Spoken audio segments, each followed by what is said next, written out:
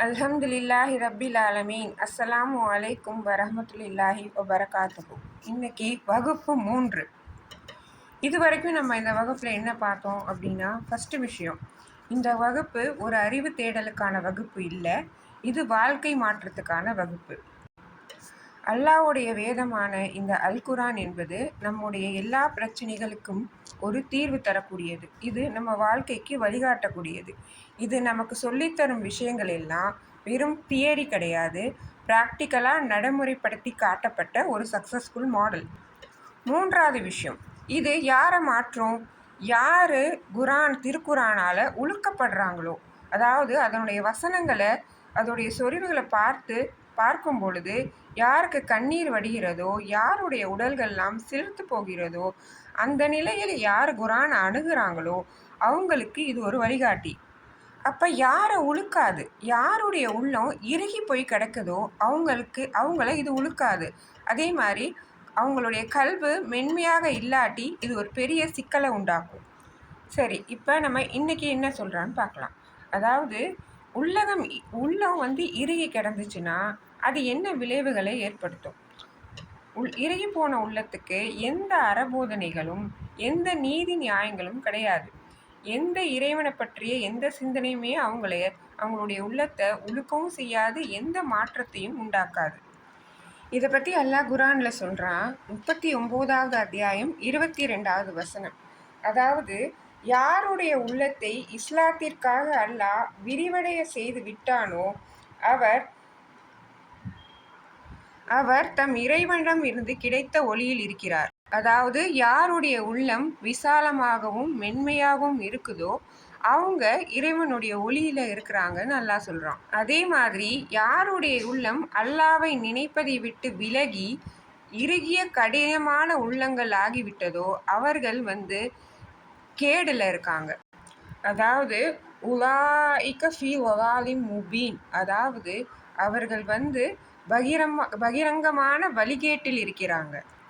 அதாவது அவங்க உலக விஷயத்தில் அடிமைப்பட்டு போயிருக்கிறாங்க. சம்பாத்தியம், வீணான கேளிக்கைகள், படம் பார்ப்பது, பாட்டு கேட்பது, நன்றாக சாப்பிடுவது, ஊர் சுற்றுவது, இது போல விஷயங்களில் ஈடுபட்டு அல்லாஹ்வுடைய நினைப்பை விட்டு ரொம்பவே விலகி இருக்காங்க. இவங்க உள்ளத்தில் எந்த ஒரு சலனத்தையும் ஏற்படுத்தாமல் இறுகி போய் கிடக்குது இவங்க உள்ளம்லாம்.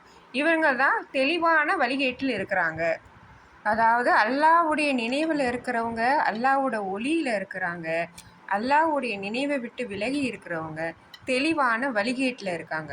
அல்லாஹ் இங்கே முபீன்ற வார்த்தையை யூஸ் பண்ணுறான். அதாவது முபீன்ற வார்த்தையெல்லாம் என்ன சொல்கிறான்? தெளிவான. சைத்தானை பற்றி எல்லாம் கூறும்போது என்ன சொல்கிறான்?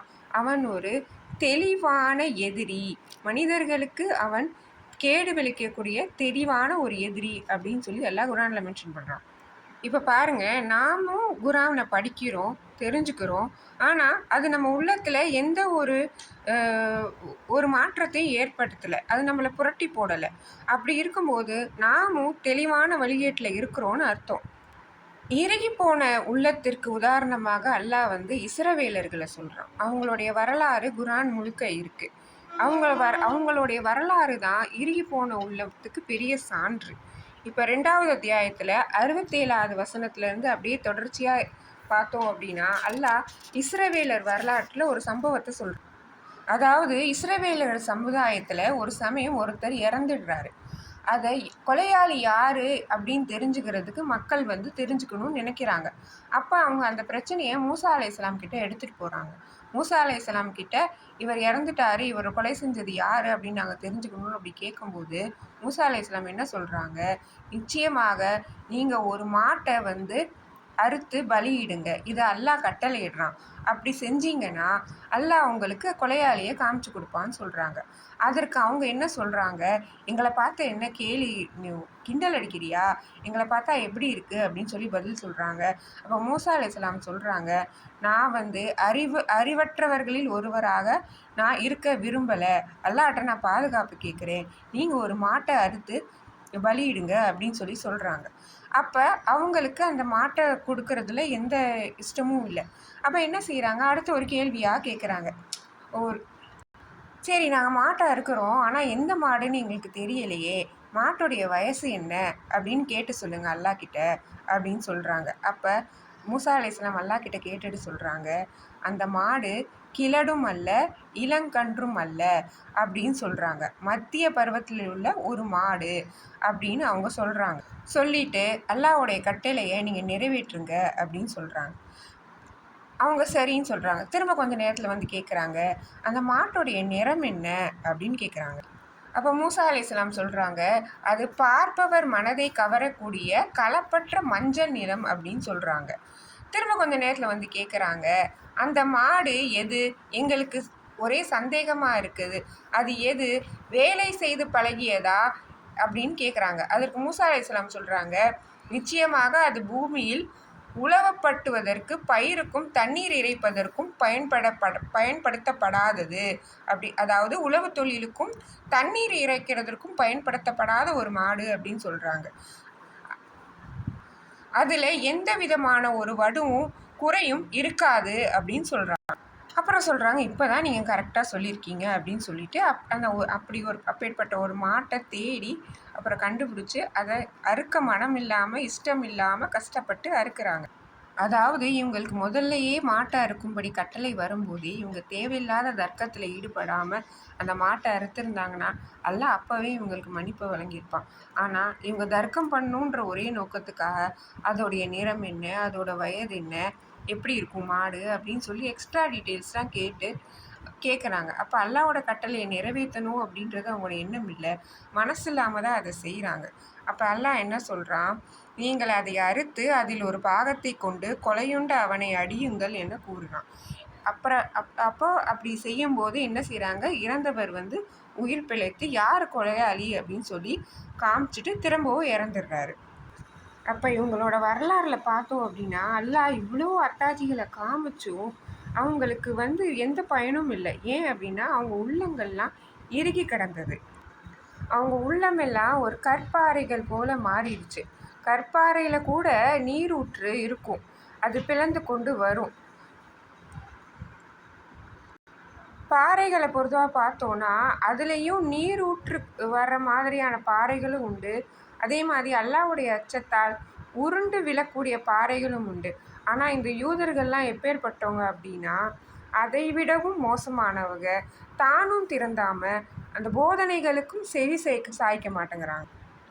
அல்லாஹ் குரானில் 2வது அத்தியாயம் 54வது வசனம் இதே இஸ்ரவேலர்களுக்கு இன்னொரு சம்பவத்தை சொல்கிறான். அதாவது மூசா வந்து சமுதாயத்திடம் சொல்கிறாங்க, நீங்கள் காளை கன்று வந்து அவங்க என்ன பண்ணுவாங்க, மூசா அலைஹிஸ்ஸலாம் வந்து அல்லாஹ் பார்க்கும்போது இவங்க வந்து ஒரு காளை கன்றை வந்து உருக்கி சிலையாக செஞ்சு அதை தெய்வமாக வழிபட ஆரம்பிச்சிருவாங்க. அப்போ இதை பார்த்து அவங்க என்ன சொல்கிறாங்க, நீங்கள் தெய்வமாக வழிபட ஆரம்பிச்சிட்டீங்க, அதனால நீங்கள் வந்து தீங்கிழைச்சிட்டீங்க. நீங்கள் என்ன பண்ணுங்கள், மனம் திருந்தி உங்களில் யார் வரம்பு மீறுகிறாங்களோ அவங்கள நீங்களே கொன்னுருங்க, அதுதான் உங்களை படைத்தவன்கிட்டருந்து உங்களுக்கு வந்து நன்மை தரும். அவ்வாறு செய்தால் அல்லாஹ் உங்களை மன்னித்து விடக்கூடும் என்று மூசா அலைஹிஸ்ஸலாம் சொல்லுவாங்க. அதுக்கு அவங்க என்ன சொல்லுவாங்க, அல்லாஹ்வை நாங்கள் கண்ணால் பார்க்காத வரைக்கும் உன்னை நான் நம்பவே மாட்டோம் அப்படின்னு சொல்லுவாங்க. அவர் அப்படி சொன்னோன்னே அப்போ இங்கே பார்த்தோன்னா உங்களுக்கு எவ்வளோ பெரிய திமிரு. அல்லாஹ்வை நாங்கள் நேரில் பார்க்காம நீ சொன்னதை நாங்கள் நம்ப மாட்டோம் அப்படின்னு சொல்கிற அளவுக்கு அவங்க எவ்வளோ மோசமாக இருந்திருக்காங்க பார்த்தோம் அப்படின்னா. அப்போ என்ன ஆகும், திடீர்னு ஒரு பூகம்பம் போல் ஒரு பெரிய இடி சப்தம் வந்து அவங்க வந்து அங்கேயே இறந்துருவாங்க. அதே வரலாறுல அல்லாஹ் வந்து 2வது அத்தியாயம் 56ல் சொல்கிறான், அப்படி வந்து இடியால் அவங்க மரணித்தோன்னு திரும்பவும் அவங்க நன்றி செலுத்துறதுக்காக அல்லாஹ் அவங்களை உயிர் பிழைக்க வச்சு திரும்பவும் அவங்க இறந்துருவாங்க. இப்போ இந்த வரலாற்றுலேருந்து நமக்கு என்ன தெரியுது அப்படின்னா, மூசா நபியாக வந்ததுலேருந்து அந்த இஸ்ரவேலர்களுக்கு எண்ணற்ற அற்புதங்களை எல்லாம் காட்டிட்டான். அதாவது கம்பை தூக்கி போடுறாங்க, பாம்பாக மாறுது, கையில் பாக்கெட்டில் விடுறாங்க, வெளிச்சப்படுத்துகிறாங்க. அப்புறம் ஃபிரௌனுடைய சபையில் பார்த்தோம்னா அங்கே நடந்த ஒரு பெரிய அதிசயம். அதே மாதிரி அவங்களுக்கு நிறைய சான்றுகள் வழங்கப்பட்டது. அந்த 9 சான்றுகள் சொல்லுவாங்கள்ல, இரத்த ஆறு, தவளை, வெட்டுக்கிளி அது போன்ற பெரிய சான்று அவங்க கண்ணால் பார்த்தாங்க. அதை விட ரொம்ப பெரிய விஷயம், அல்லாஹ் கண்ணு முன்னாடி கடலை பிளந்து காமிச்சப்போ கூட அவங்க அதையும் நேரில் பார்த்தவங்க. அதே மாதிரி ஒருத்தர் செத்தக்கப்புறம் அதை உயிர் பிழைச்சி கூட காமிச்சிட்டான் அல்லாஹ். ஆனால் இது எந்த சம்பவமுமே அவங்களோட உள்ளத்தை மாற்றலை. பொதுவாக நம்ம இந்த உலகத்திலே பார்த்தோம்னா திடீர்னு நம்ம யாராவது ஒரு ஆக்சிடெண்ட்டில் சிக்கி அப்படியே கடைசி நிமிஷத்தில் உயிர் பிழைச்சி வந்தோம் அப்படின்னா அந்த நிகழ்ச்சியோடைய தாக்கம் நம்ம மனசில் ரொம்ப நாள் இருக்கும். அது நமக்கு ஒரு நடுக்கத்தையும் அச்சத்தையும் ஏற்படுத்தும். ஆனால் இந்த இஸ்ரவேலர்களுடைய வரலாறு பார்த்தோம் அப்படின்னா எவ்வளோ அற்புதங்களையும் அத்தாட்சிகளையும் அவங்க நேரில் கண்ணில் பார்த்தும் கூட அவங்களுடைய உள்ளம் இறுகின உள்ளமாக தான் இருந்திருக்கு. அதே மாதிரி இன்னொரு சம்பவம் பார்க்கலாம். 5வது அத்தியாயம் 21வது வசனத்துலேருந்து லைனாக தொடர்ச்சியாக பார்த்தோம் அப்படின்னா மூசா அலைஹிஸ்ஸலாம் சொல்கிறாங்க, அல்லாவோட கட்டளையாக என்ன சொல்கிறாங்க, அல்லாஹ் அவங்களுக்கு ஒரு பூமியை வாக்களிச்சிருக்கான். இந்த பூமியில் போய் எதிரிகளோடு நீங்கள் போரிட்டு இந்த பூமியை உங்களுக்கு சொந்தமாக ஆக்கிக்கோங்க அப்படின்னு சொல்லிட்டு புறங்காட்டி ஓடாதீங்க அப்படின்னு சொல்கிறாங்க. அப்படி செஞ்சீங்கன்னா நீங்கள் தான் நஷ்டவாளி ஆகிவிடுங்க அப்படின்னு சொல்கிறாங்க. அப்போ அதை கேட்ட அந்த சமூகம் என்ன சொல்லுது, மூசா அலைஹிஸ்ஸலாம், மூசாவே அந்த எதிரிகள்லாம் ரொம்ப பலசாலியாக இருக்காங்க, இவங்க இந்த இடத்த விட்டு போகிற வரைக்கும் நாங்கள் அந்த பூமிக்குள்ளே போகவே மாட்டோம், நீங்கள் எங்களுக்காக ஒன்று பண்ணுங்க, நீங்களும் உங்கள் இறைவனும் போய் போர் செஞ்சுருங்க, நாங்கள் இங்கேயே உட்காந்து கவனித்து கொண்டிருக்கோம் அப்படின்னு சொல்லுவாங்க. இந்த சம்பவத்தை பார்த்தோன்னா எவ்வளோ ஒரு அலட்சியம், எவ்வளோ ஒரு திமிருத்தனம் அந்த இஸ்ரவேலர்கள்கிட்ட. அதனால் பின்னாடி என்ன பண்ணாங்க, அல்லாஹ் அவங்கள 40 வருடங்களுக்கு அந்த பூமியில் நுழையாத மாதிரி தடை விதிச்சான். அதனால் உள்ளம் இறுக்கமாக இருந்தால் எந்த ஒரு அறபோதனைகளும் அறநெறிகளும் அவர்களுக்கு எந்த பயனுமே தராது. அப்போ இங்கே நம்ம உள்ளத்தை மென்மைப்படுத்த வேண்டிய அவசியம் இருக்குது. ஒருவேளை மென்மையான உள்ளம் படைத்தவர்களாக இருந்தால் அவங்க எப்படி நடந்துக்குவாங்க அப்படின்றதுக்காக அத்தாட்சியும் மூசாவுடைய வரலாறுலேயே இருக்குது. 7வது அத்தியாயம் 110வது வசனத்துலேருந்து தொடர்ச்சியாக பார்த்தோம் அப்படின்னா ஒரு சமயம் ஃபிரோனுடைய சபையில் மூசா அலைஹிஸ்ஸலாமுக்கும் ஃபிரோனுக்கும் போட்டி நடக்கும். ஃபிரோன் பல திசைகள்லேருந்து பல சூனியக்காரங்களை சபைக்கு வரவழைச்சிருப்பான். அவங்க என்ன செஞ்சுருப்பாங்க, ஃபிரோன்கிட்ட கேட்பாங்க, ஒருவேளை நாங்கள் மூசாவிட்ட ஜெயிச்சிட்டோம் அப்படின்னா எங்களுக்கு என்ன வெகுமதி கிடைக்கும் அப்படின்னு கேட்கும்போது ஃபிரோன் சொல்லுவான், அரசவையில் எனக்கு மிகவும் நெருங்கியவர்களாக நீங்கள் இருப்பீங்க அப்படின்னு சொல்லுவான். அப்போ சூனியக்காரர்கள் என்ன செய்வாங்க, ஃபஸ்ட்டு அவங்க கைத்தடிகளெல்லாம் எரிந்தவுடன் அது மக்களுக்கு கண்களை கட்டி திடுக்கிடும்படியான பல சூனியத்தை அது வெளிக்கொண்டும். பல விஷயங்களை எல்லாரும் தடியும் பாம்பாகும். பின்பு மூசா அலைஹிஸ்ஸலாம் அல்லாஹ்வுடைய கட்டளைப்படி அவங்க கைத்தடியை எரிஞ்சோன்னு அது என்ன ஆகும், ஒரு பெரிய பாம்பாக மாறி அவங்களுடைய சூனியத்தை எல்லாத்தையும் அது அப்படியே விழுங்கிடும். அப்போ அவங்க செஞ்ச எல்லாமே வீணாகி உண்மை அங்கே தெரிஞ்சிடும். இதை பார்த்தோன்னே சூனியக்காரர்கள் எல்லாமே உடனே என்ன பண்ணுவாங்க, சஜிதாவுக்கு போயிடுவாங்க, சிரம் பணிந்துடுவாங்க. அப்போ அவங்க என்ன சொல்லுவாங்க, அகிலத்தார் அனைவரின் இறைவனாகிய மூசா ஹாரூனுடைய இறைவனை நாங்களும் நம்பிக்கை கொள்கிறோம் அப்படின்னு சொல்லி அவங்க உடனே ஈமான் கொண்டு நம்பிக்கை கொண்டுருவாங்க. உடனே இந்த சம்பவத்தை பார்த்தோன்னா ஃபிரோனுக்கு கோபம் வந்துடும். ஃபிரோன் என்ன சொல்லுவான், ஏன் அனுமதி இல்லாமல் நீங்கள் எப்படி இப்படிலாம் செய்யலாம், நீங்களும் மூசாவோட சேர்ந்து தான் இந்த சதி செய்கிறீங்களா அப்படின்னு கேட்பான். அப்போ அவங்க என்ன சொல்கிறாங்க, அப்போ ஃபிரோன் சொல்லுவான், நீங்கள் எப்படி செய்யாதீங்க, நிச்சயமாக நான் உங்களுடைய மார்கை வாங்கிடுவேன், உங்களை சிலுவையில் வெட்டி அரைஞ்சிருவேன் அப்படின்னு சொல்லுவான். அதற்கு அவங்க என்ன சொல்லுவாங்க, அப்போ அவங்களுடைய உள்ளம் மென்மையாக இருக்குது அப்படின்றதுக்கு இது ஒரு தான் அடையாளம். ஃபிரோன் அப்படி சொன்னோன்னே அந்த சூனியக்காரர்கள்லாம் என்ன சொல்லுவாங்க, எங்களுக்கு அதை பற்றிய கவலை எதுவுமே இல்லை, ஏன்னா நாங்கள் அல்லாஹ்விடம் தான் திரும்பி செல்ல போகிறோம், அதனால் நீ என்ன செஞ்சாலும் எங்களுக்கு கவலை இல்லை அப்படின்ற மாதிரி பதில் சொல்லுவாங்க.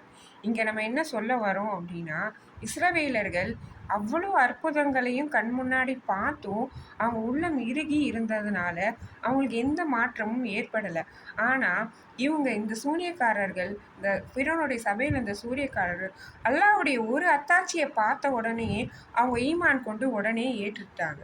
ஸோ மாற்றம் வரணும் அப்படின்னா நம்மளுடைய கல்வி ரெடியாக இருக்கணும்.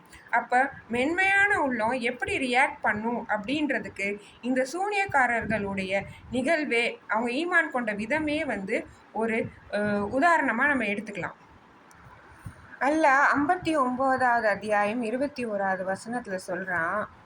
அப்போ அல்லாஹ் சொல்கிறான், இந்த குரானை ஒரு மலையின் மீது நாம் இறக்கியிருந்தால் அது அல்லாஹ்வின் அச்சத்தால் பணிந்து நொறுங்கி விடுவதை காண்பீர். மனிதர்கள் சிந்திப்பதற்காக இந்த உதாரணங்களை அவர்களுக்கு கூறுகிறோம். அப்போ பார்த்தோம்னா மலை எவ்வளோ கடினமான ஒரு பொருள். அந்த மலையின் மீதே அல்லாஹ் குரான் வந்து மலையிட்ட நெருங்கி வரும்போது அப்பேற்பட்ட ஒரு கடினமான யாராலும் அசைக்க முடியாத அந்த மலையே வந்து அல்லாஹ்வுடைய அச்சத்தால் பணிந்து நொறுங்கி விடுமா. ஆனால் மனிதர்கள் எப்படி இருக்காங்க பார்த்தீங்களா? அவங்களுடைய உள்ளம் இறுகிய உள்ளமாக இருக்கிறனால அவங்களுக்கு எந்த ஒரு உதாரணங்களும் அத்தாட்சிகளும் பயனளிக்கிறது இல்லை. அப்போ இங்கே உள்ளம் மென்மைப்படுத்தப்பட வேண்டியது அவசியம். அப்போ மென்மையான உள்ளம் எப்படி இருக்கும் அப்படின்றதும் நம்ம பார்க்கணும். இப்போ புகாரியில் 79வது ஹதீஸை பார்த்தோன்னா அங்கே என்ன சொல்கிறாங்கன்னா, நபி ஸல்லல்லாஹு அலைஹி வஸல்லம் சொல்கிறாங்க, அல்லாஹ் என்னை நேர்வழியோடும் ஞானத்தோடும் அனுப்பியதற்கு உதாரணம் மழை அப்படின்னு சொல்கிறாங்க. எப்படி மழை அப்படின்னா, மழை பெய்கிறதுனால மனித குலத்துக்கு எவ்வளோ நன்மை கிடைக்குதோ, இப்போ ஒரு பெரிய மழை வருதுன்னா அதை வந்து பூமி உள்வாங்கிட்டு பல பயன்கள் தருது.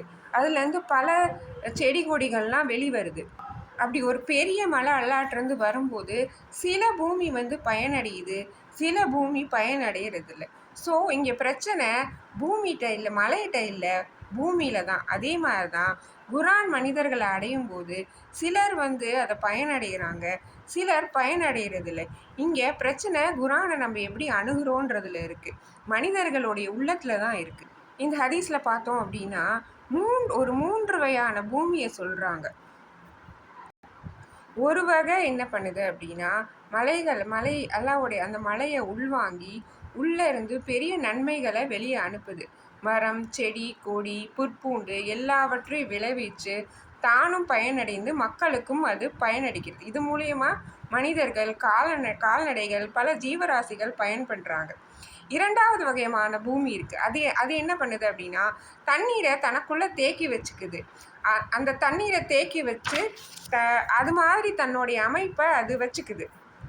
அதற்கு உதாரணம் பார்த்தோன்னா ஆறு, கிணறு, ஏரி போன்றவற்றங்களில் அது மூலியமாக நிறைய மனிதர்களும் பயனடைகிறாங்க, விலங்குகள், பறவைகள் எல்லாமே பயனடையுது.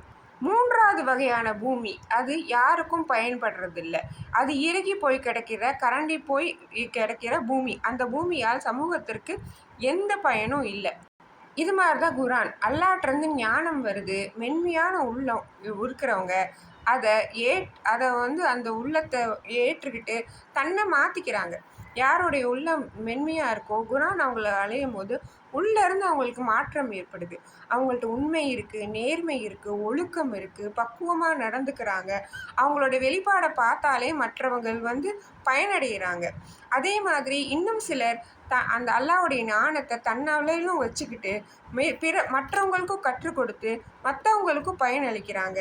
இன்னும் சிலர் என்ன பண்ணுறாங்க, அதுலேருந்து தானும் எந்த பயனையும் அடையிறதில்ல, பிறருக்கும் எந்த பயனையும் கொடுக்கறதில்ல. ஸோ உள்ளத்தை மென்மையாக ஆக்குவது எப்படி அப்படின்ற 4